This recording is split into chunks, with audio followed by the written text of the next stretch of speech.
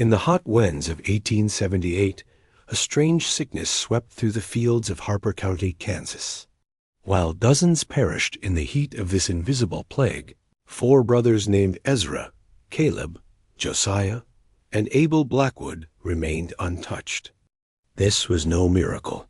What protected them was not heaven's light, but something that took root beneath their skin and bloomed into something unnatural. Records were hidden. Doctors refused to speak. Church leaders burned every mention of their names. What was once whispered as holy became feared as cursed. Tonight, after nearly 150 years, their story must be told. But beware, this is no ordinary tale of disease or faith. This is a descent into something far older than science, far colder than death. If your spirit is strong, stay with me. If your courage is thin, turn back now. But if you want to see what happens when man reaches too far into the unknown, then let us return to the prairie where wheat grows tall and darkness grows deeper. Let us walk into the shadow of the Blackwood brothers. The land called Cedar Ridge was small, quiet, and stubborn. People there trusted God more than government. They spoke with simple honesty and worked until their fingers cracked. Every Sunday, they gathered in their white church at the center of town, sharing bread, prayers, and news. Their lives were ruled by weather, harvests, and hope. In this place of humble men and wide skies, the Blackwood brothers arrived like characters from Scripture. They came from Ohio, selling all they owned to build something pure in the wild. Land. With them, they carried no wives, no children, only tools, books, and fire in their hearts. Ezra, the eldest, stood taller than most, his eyes the color of frost-bitten lakes. People swore he could see through wood and bone. Caleb, always quiet, managed their money and harvests with perfect logic. Numbers bent to his will like grass. Beneath rain, Josiah, a scholar-turned-farmer, carried 200 books and a head full of ancient ideas. Abel, the youngest, prayed so fiercely that his tears soaked the floorboards of their chapel. Together, they carved a home from raw land. First, a house, then a chapel. Not a simple one, but a stone sanctuary raised by hand, shaped with reverence and filled with golden light. They built it on a rise where the wind never rested. They worshipped there alone, at dawn and dusk, whispering in tongues that chilled. Passing birds, people respected them but did not invite them. They were helpful but distant. Eyes sharp, beards black, movements measured. Children called them prophets. Old men called them dangerous.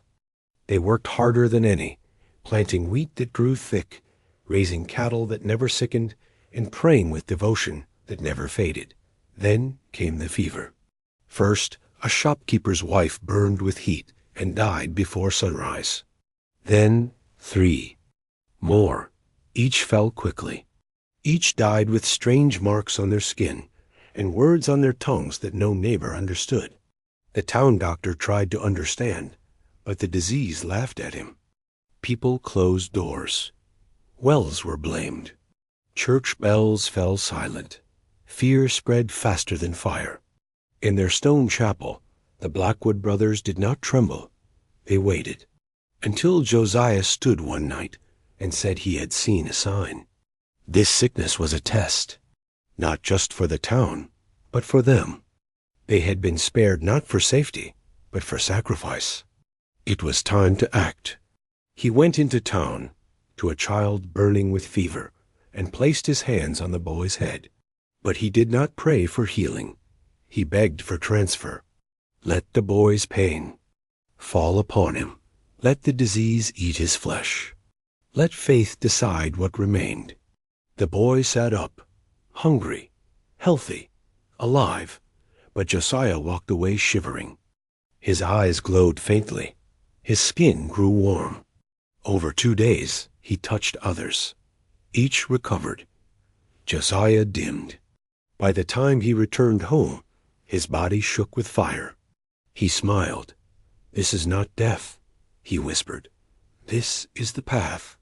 Then Ezra, Caleb, and Abel began to change. At first it was color. Their skin glimmered pale gold. Then temperature, too hot to touch, yet calm as snow. Dr. Morrison came. What he saw, he never forgot. Ezra's blood moved like glowing honey. Caleb's skin showed moving symbols shaped like equations. Josiah's body was marked with languages no man had written. Abel's light filled the room, soft as moonlight, yet wrong in ways no words could capture. They spoke together, voices weaving into chords, their thoughts joined without sound. Morrison called it impossible. They said, "You measure stars with spoons." Townspeople began whispering louder. Some called it holy, others called it poison. Children began to vanish, only to be found near the chapel, eyes glowing, hands. Still, a girl named Sarah came back changed. She spoke truths too heavy for her age. Her father begged for help. Morrison examined her. She was not sick. She was becoming something else. The brothers said it could not be undone. They had opened a door. What came through would not go back. Fear rose like floodwater. The town gathered. They sent a group to confront the brothers. A mayor, a preacher, a father, a doctor. Sarah answered the door. She smiled. "They are ready," she said. The chapel hummed with sound that pressed against bones. The brothers stood in a perfect square, their bodies, now nearly transparent, glowing with soft fire. They greeted the men kindly. But when asked to stop, to leave, to undo what had begun, they said only this: "You cannot unring a bell." The preacher quoted scripture. Josiah replied with verses not found in any book. "We have not defied God," he said. "We have touched his shadow." The father cried out for his daughter. Abel said gently, "She is not lost. She is awakening." Then Sarah spoke. Her voice was clear. "You ask the wrong questions. We are not good or bad. We are no longer what you understand." Morrison agreed to a demonstration. What he saw shattered his soul. For a moment, he felt everything. Every thought in every mind, every tree's thirst, every scream buried in every grave. When he returned to himself, he fled. He burned his notes. He left Kansas. He never returned. Weeks passed. The chapel grew quiet.